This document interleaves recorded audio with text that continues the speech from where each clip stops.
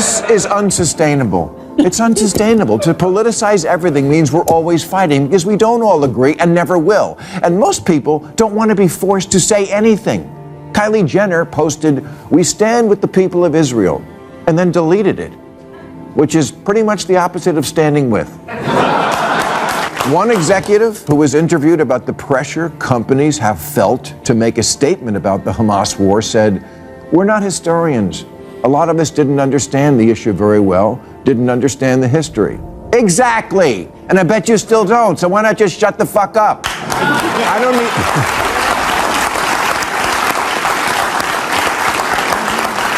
don't need to be reminded that Spanx's stretchy pants are against racism. I don't care who Frito-Lay stands with. You make bean dip. Just do that.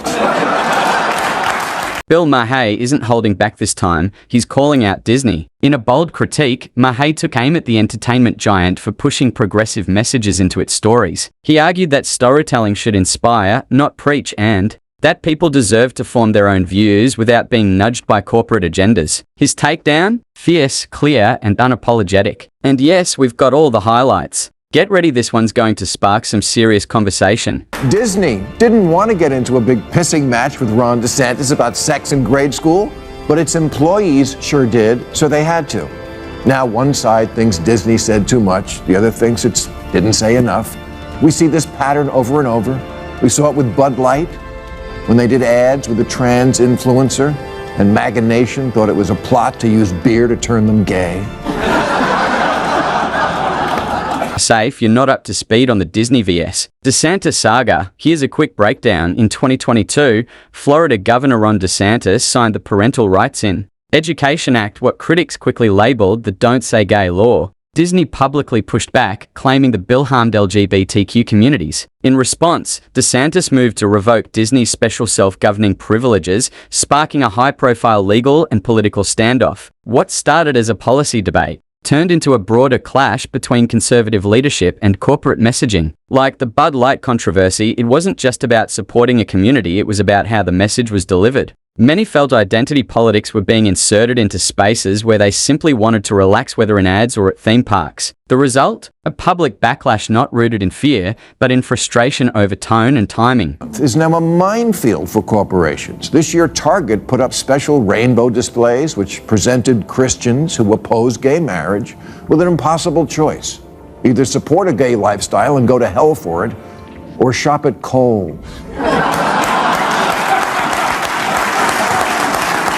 Is yet another oversimplification of what many Christians actually believe. It's not about fearing divine punishment for shopping at a store that supports LGBTQ causes. That's not how faith or reason works. For many, it's about aligning actions with values. Supporting companies that promote messages seen as morally conflicting isn't just a transaction, it feels like endorsing a worldview they don't share. It's not driven by hate, but by principle. For these individuals, spending is a form of expression, and choosing where to spend is a way to live with integrity. To be fair, Bill Maher has every right to support causes he believes in. That's what free speech is about. But let's not reduce the Christian response to irrational fear. It's rooted in a moral framework that believes society functions better with certain boundaries, even if you don't agree with them. And why did I ever need to know that Chick-fil-A is chicken that's Christian? Can't it just be chicken? This is unsustainable. It's unsustainable. To politicize everything means we're always fighting because we don't all agree and never will. And most people don't want to be forced to say anything. Kylie Jenner posted, "We stand with the people of Israel," and then deleted it, which is pretty much the opposite of standing with. Is the double standard playing out in our culture today? Celebrities are increasingly hesitant to speak up on anything remotely controversial. One misstep, one unscripted comment, and suddenly they're caught in a whirlwind of outrage, trending hashtags, public apologies, and damage control. It's draining and it's stifling real conversation. To be fair, Bill Maher has a point. Celebrities helped create this trap. By weighing in on every cultural flashpoint, they've blurred the line between artist and activist. But not every actor needs to be a spokesperson. Not every musician has to deliver a message. And not every award show needs to make a political statement. When public figures build their brands around constant virtue signaling or political commentary, they raise expectations to impossible levels. And in a culture that thrives on outrage, the same audience they tried to impress can turn on them in an instant. To make a statement about the Hamas war said, "We're not historians. A lot of us didn't understand the issue very well, didn't understand the history." Exactly. And I bet you still don't. So why not just shut the fuck up? I don't need...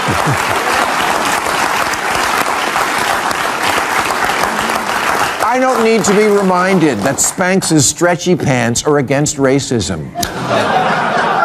I don't care who Frito-Lay stands with. You make bean dip. Just do that.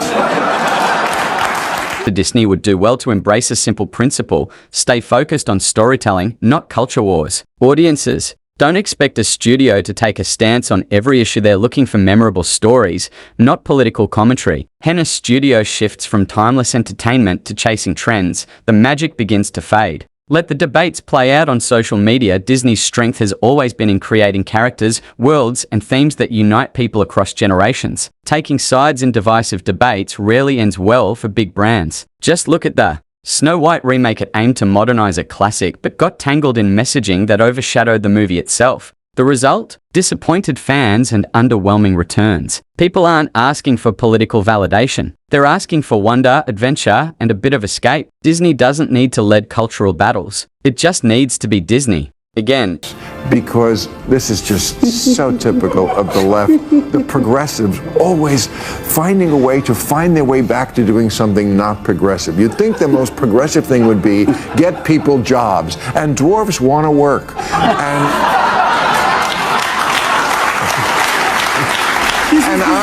It's like an honest golden employment opportunity for dwarves. There's not that many scripts that come down the pike.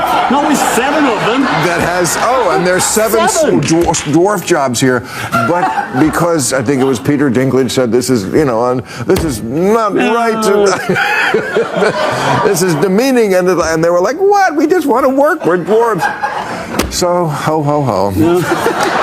Much of today's so-called woke messaging tends to come from the political left, and to his credit, Bill Maher isn't afraid to call it out. He's one of the few voices on that side willing to critique the extremes. Within his own ranks, Archie Disney's live-action Snow White remake. It could have been a chance to cast actors with dwarfism, offering real representation and opportunity to a group rarely seen in major roles. Instead, Disney replaced the 7 dwarfs with CGI characters, saying they wanted to avoid reinforcing stereotypes. But in trying not to offend, they excluded the very group they claimed to support. That's the paradox. In the name of inclusion, they ended up erasing real people. It's a kind of performative activism, well-meaning on the surface, but hollow in practice. Rather than reframe outdated ideas through smart storytelling, they sidestep the issue entirely, frustrating both audiences and the communities involved. ND, then there's the lead actress, Rachel Zegler, whose public comments didn't help matters. Can you tell us a little bit about your version of Snow White? Yeah, I mean, Snow White is the girl you remember, but she's definitely made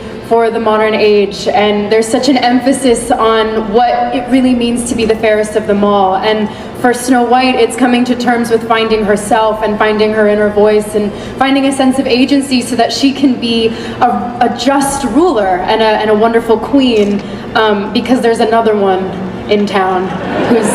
The original cartoon came out in 1937, and very evidently so. There's a big focus on her love story with a guy who literally stalks her. Yeah. Weird.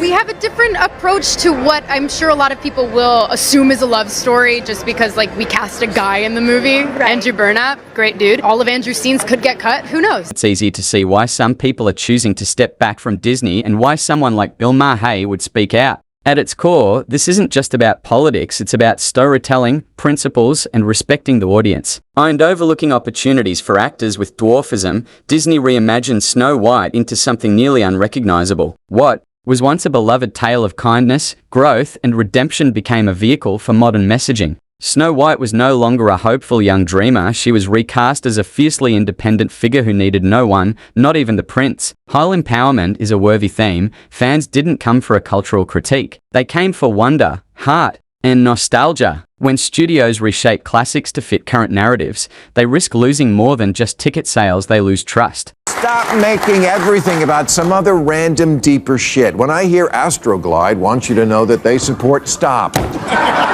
lost me.